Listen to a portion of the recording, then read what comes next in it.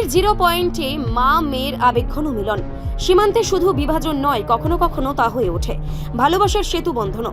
গত মঙ্গলবার সাবরুমের আমতলী ঘাটে বারুণী স্নানের দিনে ফেনী নদীর 0 পয়েন্টে এমনই এক হৃদয়স্পর্শী দৃশ্যের সাক্ষী থাকল দুই পারের মানুষ।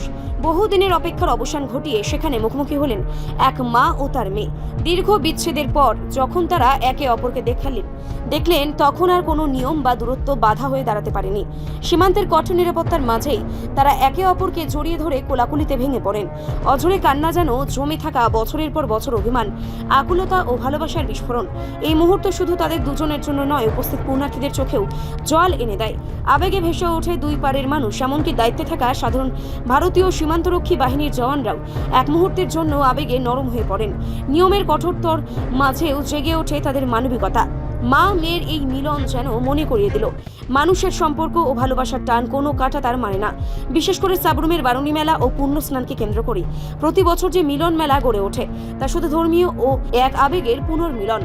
যুদ্ধ বা বিভাজনের সময় ছিন্ন হয়ে যাওয়া সম্পর্কগুলো এই বিশেষ দিনে আবার নতুন করে প্রাণ পায়।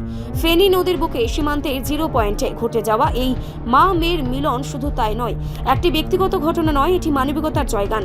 উপস্থিত সকলকে ভাবিয়ে তুলেছে, কাঁদিয়েছে আর মনে করিয়ে দিয়েছে সীমান্ত মানুষকে আলাদা করতে পারে, কিন্তু হৃদয়ের টানকে কখনোই নয়। রিপোর্ট সংবাদ প্রতীক্ষা।